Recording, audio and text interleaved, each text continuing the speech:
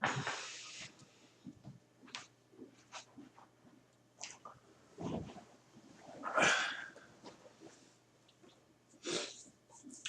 har jeg ikke så meget lys til mig.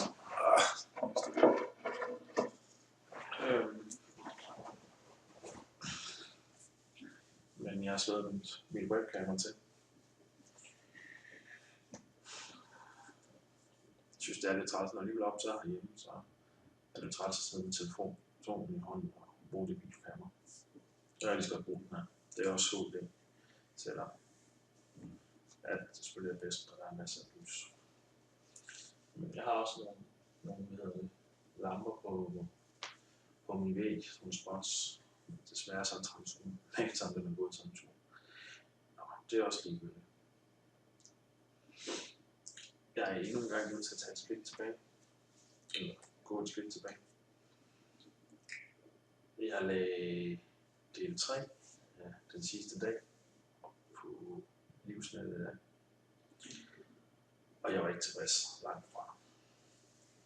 Jeg ønsker, at alle dem, der kommer op på livsnettet, at det bliver ægte minder, uden nogen form for fiktion. Selvfølgelig, som jeg har været inde på før, så vil det blive en historiefortælling, og der vil jo være de ekstra detaljer med, og sproget vil være lidt mere farverigt, så det er spændende at læse, og man kan leve sig ind i den verden, som jeg nu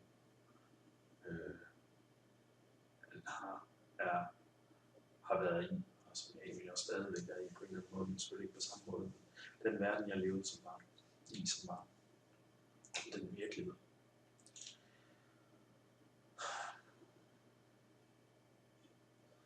Så jeg sidder og skrevet en masse i aften. Jeg slettede det andet lag af min tredje del fra livsnettet, fordi jeg var slet ikke tilfreds med det. Af flere årsager, fordi jeg fordybede mig ikke ordentligt. Jeg skrev bare en masse, og det var, når det ikke var de her minder, de rigtige minder, så synes jeg, det var lidt svært at bare. Altså det var jo meget af det, var jo ikke det. Men alligevel, altså, det gik for hurtigt i forhold til at reflektere og huske tilbage. Altså det blev jo selve, altså sådan nøglepunkterne var jo rigtige, men det blev bare for meget for historiefortælling og for lidt fordybelse. Og det er jeg ikke tilfreds med. Jeg lagde en video op tidligere i dag, hvor jeg spurgte om råd og delte mine tanker og snakkede lidt om afslutningen på det længste forhold, jeg har haft. Der var lige ved at sige første forhold, men det var jo også mit første forhold. Den første kæreste, jeg havde. En af 2 bøger. Som 18-årig. Hvor kom jeg fra?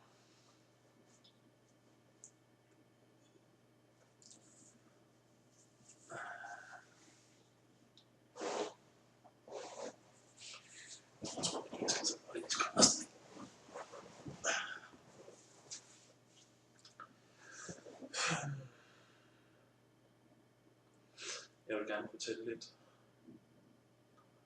omkring min tid på gården, og de ting, som forstærkede min frygt, mens jeg var der. For det var ikke alt sammen lutter eller okay. Langt fra. Der var også en masse gode ting. Der var en masse ting, som grundværdier, som jeg fik med i min videre færden som voksen. Men der var også en masse tvivl, og der var også en masse angst. Og der var en masse spørgsmål og fortvivlelse. Og hvis jeg lige skal starte med det resulterede i, så tilbage i januar i år, synes jeg, det var kommet så langt, og der var jeg også så der tænkte jeg rigtig meget omkring min opvækst ude på gården, og de traumer, som jeg rent faktisk har fået. Det er ikke nogen, der er blevet skabt bevidst fra mine forældre, fordi de vidste ikke bedre på det tidspunkt. Men som min søster Katrine formulerede det på et tidspunkt, så var det bedre, hvis jeg var kommet ud i en anden familie. At de ikke har redskaberne, det betyder ikke, at de er dårlige mennesker. Det er det slet ikke. De er nogle rigtig gode mennesker. Rigtig gode mennesker. nogle ordentlige mennesker, som har kærlighed og som gav kærligheden. Men det sprog, som de talte, lærte jeg aldrig at forstå. Jeg kom udefra og havde mange ting med mig i bagagen allerede som 4 år. Og det sprog, som der blev talt uden en form for kommunikation.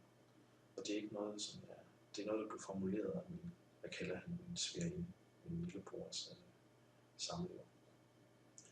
Det var faktisk hende, der formulerede det. Deres kommunikation er meget speciel, men kærligheden den er.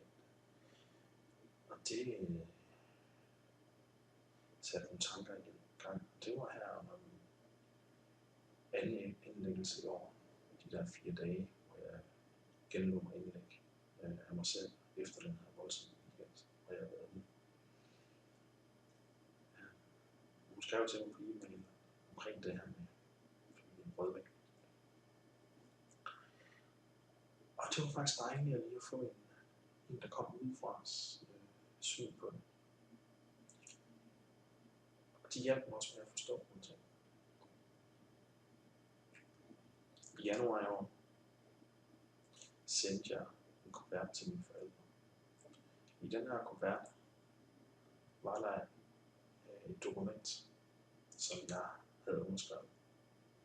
Dokumentet var annullering af adoption.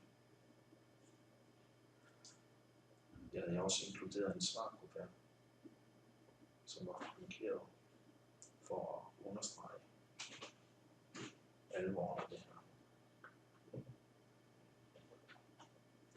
Det var jo egentlig også en måde, nu her flere måneder senere, at gøre opmærksom og sætte noget i gang.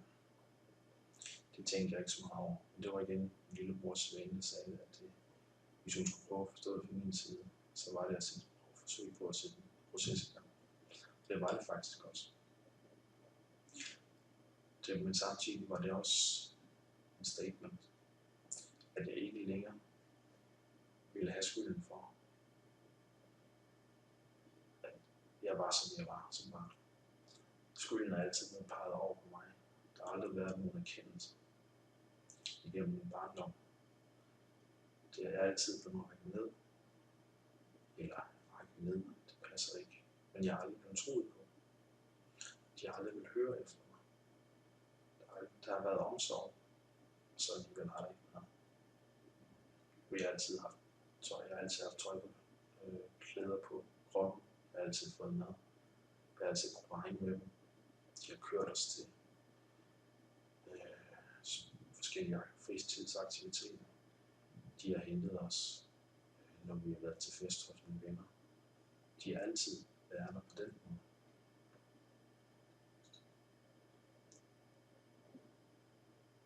Og de har alle lært os alle sammen. Det vil sige at være et godt menneske. At jeg så ikke har kunnet efterleve det på nogen punkter, er ikke deres skyld. Og samtidig, nej, det er ikke deres skyld, men de har heller ikke gjort det. De har forstærket den angst. Men den person, som virkelig gjorde det slemt for mig, det var min storebror Thomas. Han var jaloux fra starten. Jeg mærkede ham ikke. Jeg mærkede ikke, at han ville mig. Og det ville han heller ikke. Det ved jeg den dag i dag. Jeg var bange for ham.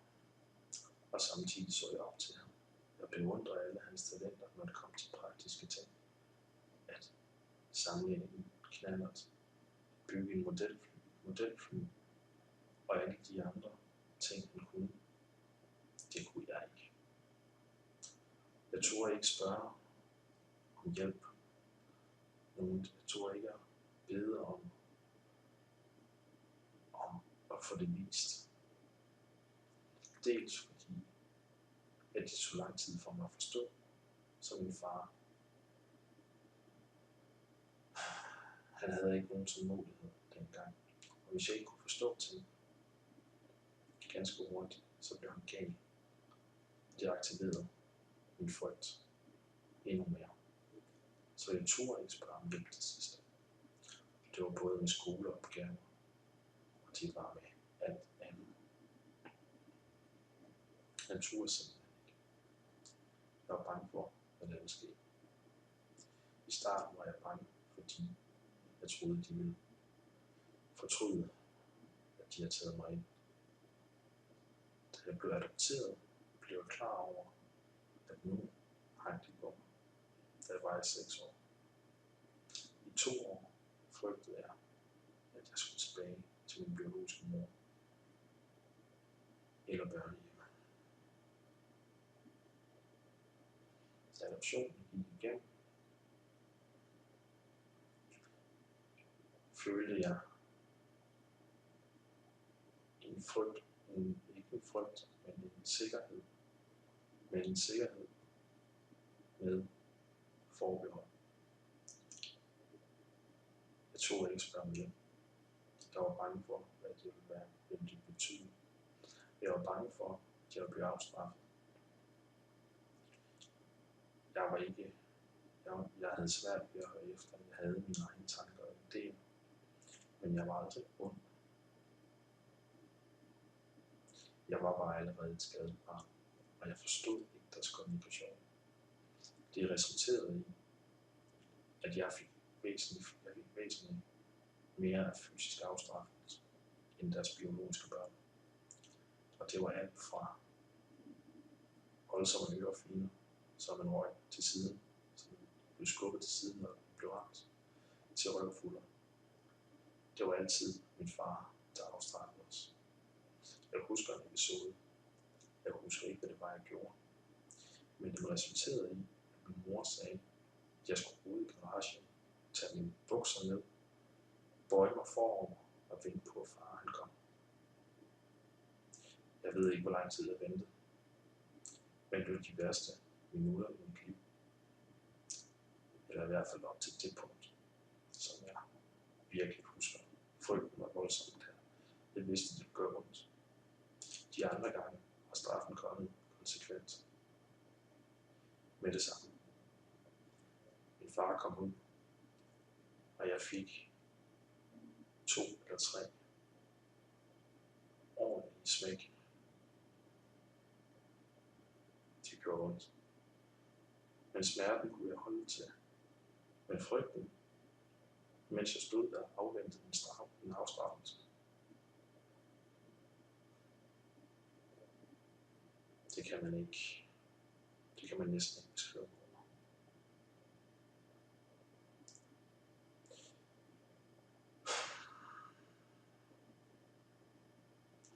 Alle de her ting, selvom de også har gjort mange gode ting for mig i mit voksenliv, så de har også gjort mange dårlige ting. De seneste år, i hvert fald da jeg var hjemme i 3 måneder, hvor jeg fik lov til at bo hjemme, og senere hen året efter, igen i december, hvor jeg kom hjem og var i nogle måneder, indtil jeg fandt et nyt arbejde i Prag. Så det vil sige, at jeg kom hjem i 3 måneder efter mit første ophold i Irland, før jeg fandt arbejde hos Selvom. Jeg var i Irland i et par år efter det, hvorefter jeg flyttede til Prag, og efter lidt over et år i Prag, gik jeg helt ned på fladen og tog hjem.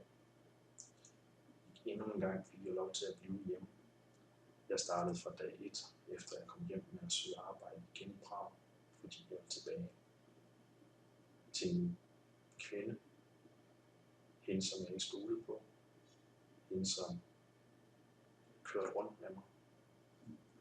Og det fik jeg også videre af mine kollegaer og mine venner, at hende skulle jeg holde mig fra. Men jeg ville ikke lytte. Jeg fik et arbejde, stilling hos en virksomhed, der hedder Muligt. Jeg kom tilbage til Prag omkring min fødselsdag. Måske lidt før. Det var 2 eller 3 måneder igen, jeg var hjemme. Jeg sagde godt nok 2 før, men det var nok 2 eller 3. I starten og jeg lige skal begynde at snakke sammen. Men der går ikke lang tid, før det kører sporet igen. Om der er mange måneder, det går skidt. Jeg beslutter mig for, at jeg skal væk fra Tjekkiet og tager tilbage i Barcelona, hvor jeg får en ny stilling hos Citibank ved Plaza Catalunya.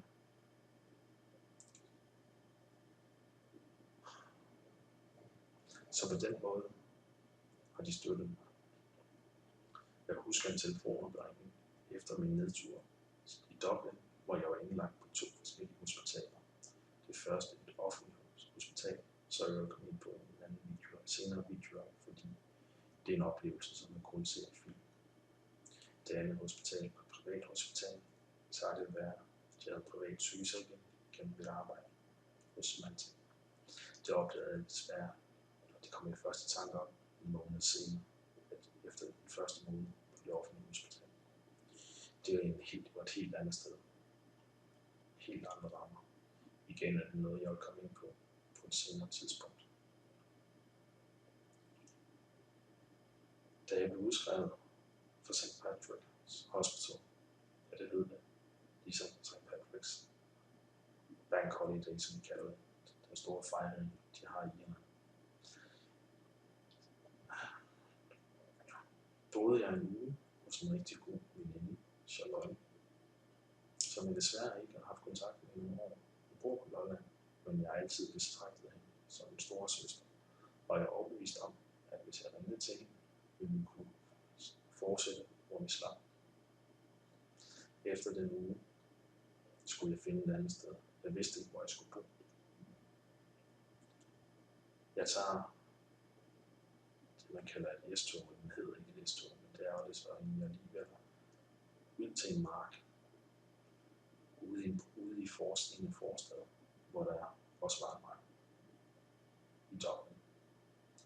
Jeg sætter mig på den her mark på en forhøjning. Jeg har et barberblad med. Jeg smelter en tandbørste, som næsten gør i et fængsel. Jeg har aldrig været i fængsel. Så der er ikke.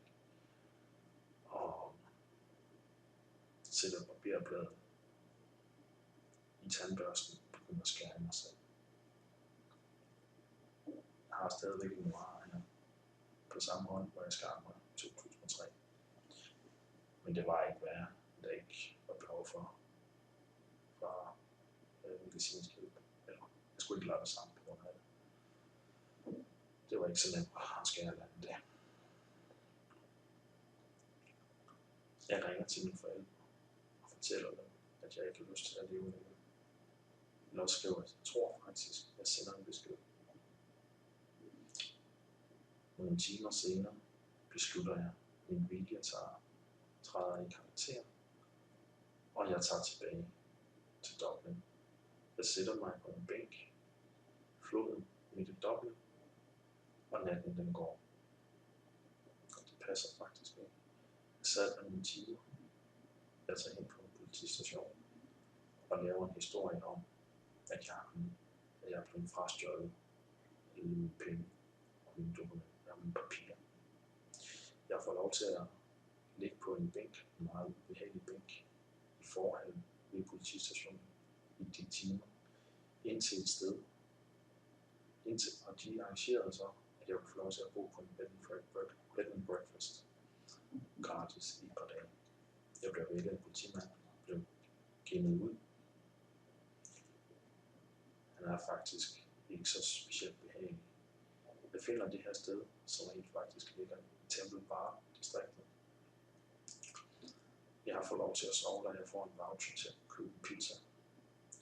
Efter et par dage, eller dagen efter, tager jeg op på den danske ambassade og fortæller, hvad der er sket. Jeg taler med min far. De ringer til ham. De forelægger situationen. Jeg får ham i røret. Han siger til mig, at hvis nogensinde gør det, er jeg ikke længere del af familien.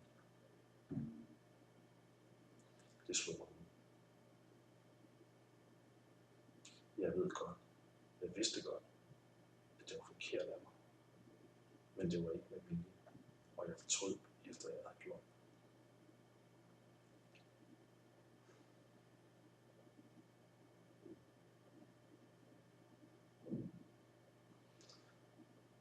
Vi stopper med at tale. Min far tilbyder at købe en billet hjem, men han siger, at når jeg kommer hjem, må jeg ikke komme hjem til dem længere. De vil dog hjælpe mig med en lille værelse i Holstebro. Men så måtte jeg klare mig selv. Når jeg tænker tilbage, var det jo egentlig et fint tilbud, men hans udmelding omkring, at jeg gjorde det igen, så var jeg ikke længere del af familien.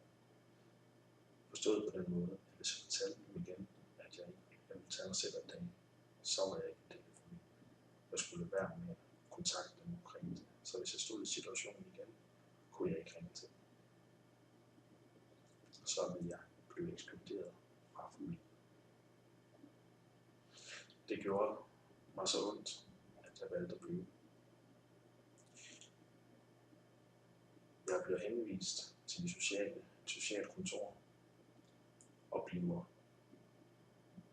henvist til et herberg, hvor de eneste slags mennesker, der er folk, som har alvorlige stofproblemer og alkoholmisbrug. Det har været tidligere bed and breakfast. Vi er ikke så mange, og reglerne er meget stramme. Der er ikke nogen faciliteter på nær på sit værelse, har et køleskab og en mikrobølgeovn. Og det er det. Det er forholdsvis uhumske forhold, men sådan er det. Jeg er nødt til at acceptere, at det er det, jeg har. Jeg bor der en måneds tid. Reglerne er, at man skal være tilbage kl. 10. Hvis man ikke er tilbage kl. 10, risikerer man at blive smidt ud på gaden. Omkring en måneds tid, måske 3 uger efter min ankommelse, bliver jeg tilbudt et job som teamleder. Jeg skal starte en ny afdeling op for Monster Technologies eller magter.com, European Product Helpdesk. Jeg har mit interview over telefonen med en kvinde, der hedder Jennifer, som er director for den del af deres organisation i USA. Det går godt. Jeg bliver tilbudt et andet interview. Jeg skal flyve til Glasgow i Skotland og tale med senior vice president. Jeg husker ikke hans navn. Jeg har et jakkesæt. Jeg tager det på. Forsøger at være skarp. Jeg tager ud til Dublin Lufthavn og flyver til Glasgow i Skotland, hvor jeg har et interview. Jeg synes selv, det går godt. Der er en god kommunikation og en god kemi.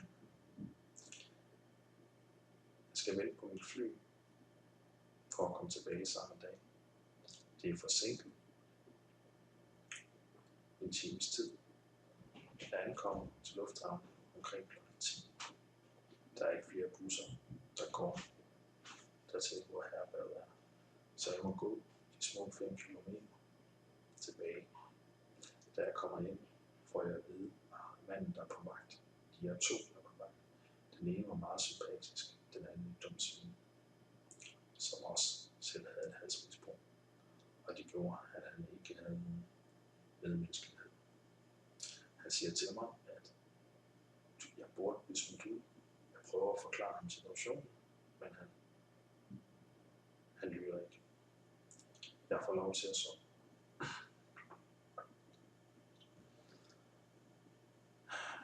Nogle dage går. Jeg bliver ringet op igen af Jennifer fra USA, og hun tilbyder mig stilling. Derefter bliver jeg ringet op fra Prag af Human Resource Director, hvor vi skal arrangere de endelige detaljer omkring det praktiske. Der bliver sendt en kontrakt til mig af DHL. Jeg underskriver, sender den tilbage, og der går igen nogle dage. Jeg bliver tilbudt. Nej, det passer faktisk ikke. Jeg skal selv betale billetten med, så jeg må spare de penge, som jeg nu får i social benefits. Det er meget let.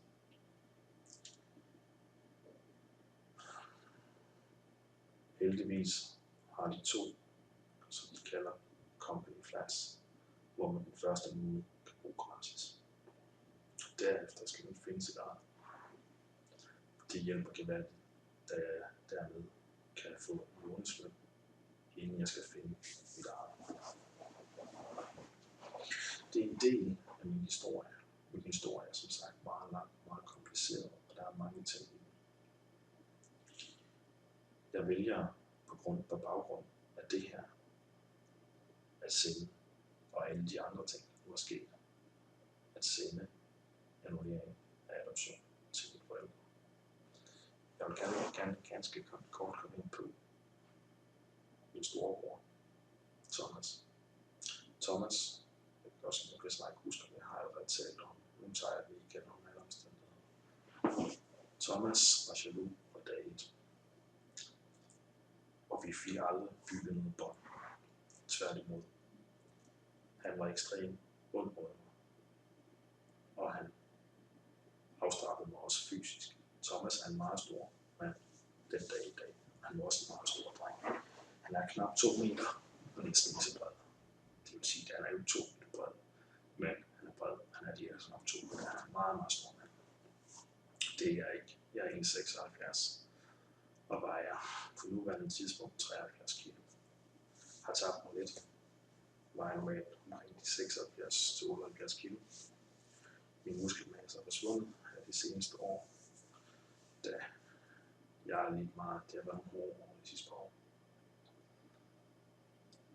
Jeg var så bange nogle gange, når mine forældre ikke var hjemme, at jeg løb ind på mit værelse. Jeg havde desværre ikke anden lås end en lille krog, jeg kunne sætte i, for at beskytte mig, for at barrikere mig. Og Thomas temperament løb af med ham. Nogle gange var jeg så bange, at jeg skrev en seddel, og på jeg skrev, hvis jeg er død i morgen, så har Thomas slået mig ihjel. Den lagde jeg under en bog ved siden af min seng. Jeg viste aldrig de her sedler til mine forældre, fordi jeg vidste, at de ikke ville tro på mig. De har aldrig troet på mig. Hver gang jeg prøvede at fortælle dem, hvad Thomas gjorde, blev det slået hen med, at det var min fantasi. Senere har min søster bekræftet mig i, at hun også var bange. At det forholder sig således, som jeg oplevede det. Hun valgte selv at flytte hjemmefra som 14-årig, hvor hun kom på efterskole og efterfølgende på kollegium i Viborg, hvor hun studerede på gymnasiet. Sproglige linje, så vidt jeg husker. Der er mange flere ting i min barndom. Der er mange flere traumer. Der er mange flere ikke at føle sig forstået og ikke hørt. Min søster har også fortalt mig, at når jeg ikke er til stede, og resten af familien er samlet, nedgør Thomas mig og taler grimt om mig. Jeg har ellers altid set op til ham. Det gør jeg ikke længere. Jeg magter det ikke længere. Tilbage til det, jeg startede med. Annulleringen af adoptionen betød, at selvfølgelig mine forældre var kede af det, fordi de havde kærligheden, men samtidig magtede de ikke det barn, jeg var. Og de ignorerede min sygdom, og de støttede mig ikke i det. Ganske vist var jeg hjemme nogle gange, men der var aldrig talt om det. Men mine forældre er, som det også blev formuleret, mens vi er en lillebrors lille søster. Hvis de ikke ved, hvad de skal sige, siger de intet. Hvis de ikke ved, hvad de skal gøre, gør de, som de plejer. Den første gang jeg var hjemme, kunne jeg virkelig mærke på min far, at han var irriteret over, at jeg skulle være hjemme. At det var min mor, som havde fået overbevist mig, at jeg skulle være hjemme. Anden gang jeg var hjemme, var hans frustration endnu mere tydelig. Og jeg følte mig ikke velkommen. Og jeg søgte og søgte, og fik til sidst det arbejde for interviewet i Prag. Den første gang fik jeg jobbet hos Selvom. Jeg kæmpede i lang tid, 3 måneders tid, før jeg fik det her job i Prag. Mit andet job i Prag.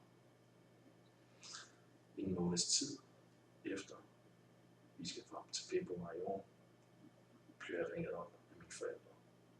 Min mor begyndte at undskylde, men selvom hun undskyldte, kom der undskyldninger for, hvorfor de havde handlet, som de havde handlet. Ansvaret blev delvis lagt over på mig, at det var lige så meget min skyld. Jeg prøvede at forklare dem, at jeg var et lille barn, at jeg var et barn, at jeg var en teenager, at jeg havde alle de her ting, og det med Thomas og så videre, rent faktisk havde sket. Det blev ikke anerkendt. Og de sagde, at det her kan de ikke tale med Thomas om, fordi det er for sent. Det er for sent. Jeg blev så ked og sur af det, at da hun sagde, at nu ville min far gerne tale med mig, sagde jeg, det havde jeg ikke lyst til, at nu er det slut. Jeg lagde røret på, og den eneste kommunikation, jeg har haft med dem nu, den første gang, de tog kontakt til mig efter det her i februar, var på min fødselsdag, 30. marts, hvor jeg fik en sms. Tillykke med fødselsdag, knus på. Jeg sagde tak. På det her tidspunkt havde jeg været indlagt i 3-4 dage. Jeg sagde, jeg er indlagt. Hun spurgte, hvorhenne. Jeg sagde på psykiatrisk afdeling, Bispebjerg. Hun svarede tilbage, det er trættes for dig, knus.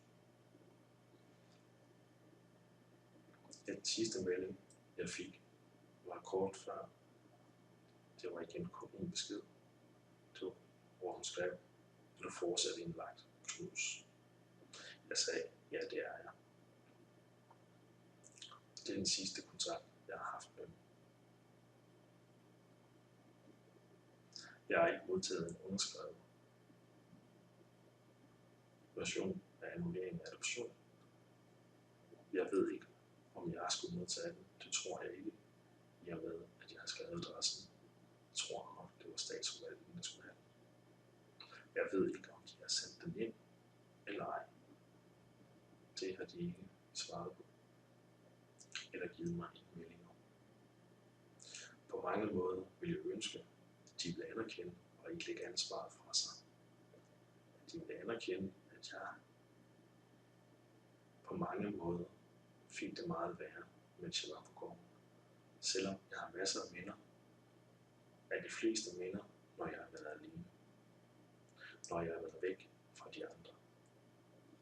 Min lille søster og lillebror har dog været en del af mit liv, og jeg har altid elsket dem.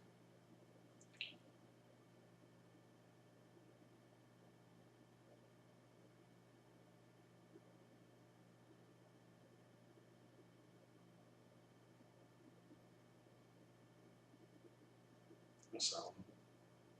Min søster er så langt væk, og min lillebror ringede til mig, efter at have fået at vide, at jeg havde sendt det her dokument. Han siger, Nikolaj, hvad har du gang i? Du sover med som mennesker. Jeg prøvede at forklare ham om, hvad der var sket i min barndom, men han kunne ikke anerkende det. Primært fordi han var så ung. Han var jo 11 år, da jeg forsvandt, hvor jeg flyttede hjemmefra. Han gik altid tidlig i seng, 6-7 tid, og når Thomas var rigtig rundt mod mig, skete det altid om aftenen, efter han var gået i seng.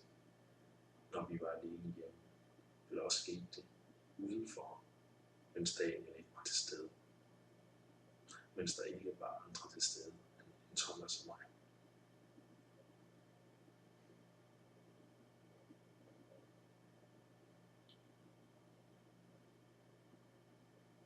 Da jeg kom rigtig hjem igen, jeg var hjemme den 1. december i Holstebro 2008, hentede mine forældre mig på banegården og kørte mig direkte på et forsorgshjem i Holstebro. De stoppede bilen. Jeg gik ud. Jeg tog min kuffert, og de kørte væk hjem på gården. Jeg blev indlogeret på et værelse og følte mig forladt. Jeg følte mig på bunden af samfundet. Jeg går ned i Holstebro by. Jeg går ind på et værtshus for ganske vist at drikke kaffe. Jeg får et par kopper dernede kaffe, mens jeg taler med de andre gæster med bartenderne. På et tidspunkt sidder jeg med en mand, der hedder Karsten. Vi taler sammen, og jeg fortæller om, hvor jeg kommer fra, og hvad jeg har lavet. Han siger, jeg finder så ud af, at det rent faktisk er ham, der ejer beværtningen. Han siger til mig, Nikolaj, du skal da have et arbejde. Jeg kan ikke huske, hvad den ordrette samtale er. Men det ender i hvert fald med, at han, om end ikke tilbyder mig et job, så foreslår han det. Jeg går hjem derfra, hjem til forsøgshjemmet. Jeg ringer til mine forældre og fortæller dem, at jeg allerede muligvis har fået et arbejde. Der er egentlig ikke så meget respons på det. Jeg tror ikke, de tror på mig. Jeg ringer til Karsten dagen efter og spørger, om der er en stilling til mig. Han siger ja. Jeg kommer dagen efter og tilbyder min hjælp gratis. Jeg arbejder gratis i et par dage, og så bliver jeg lukket ind i fællesskab. Om fredagen, jeg tror faktisk, der kom en mandag, eller det var en søndag, at jeg kom. Jeg blev indskrevet på forsøgshjemmet, og det var mandag. Det var også søndag. Jeg var på den her beværtning og drikke kaffe. Og så gik det nok mere, nogle et par dage, fordi det var fredag og lørdag, efterfølgende fredag og lørdag, jeg arbejdede gratis. På min første vagt møder jeg min biologiske halvsøster og min biologiske halvbror. Min søster er heldigvis den dag i dag, min halvsøster. Så de er begge to opvokset hos sådan noget biologisk familie. Min halvsøster er heldigvis den dag i dag ude af stofmiljøet, ude af det virkelig dårlige selskab, som der er i Holstebro. Min lillebror Rune har været en del af et tæskehold og lever som kriminel den dag i dag og stofmisbrug. Det er også en lang historie med trusler fra ham, da jeg ikke ville se ham længere, da han kendte nogle virkelig skumle mennesker. Det er en lang historie. Det må jeg komme ind på i en anden video. Jeg har allerede talt i lang tid, men man skal jo starte et sted. Jeg skal jo have mit liv med. Jeg vil forsøge at nedfælde alt det her i skrift, på skrift. Men så langt er vi slet ikke kommet i historien. Der er meget mere, der skal fortælles. Der er meget mere, der skal skrives. Men nu vil jeg stoppe. Og jeg håber, at det her kan give et indblik i, hvorfor jeg blev, som jeg blev. Det er ikke nogen undskyldning, fordi man skal tage ansvar for sit eget liv. Og det er det, jeg forsøger på.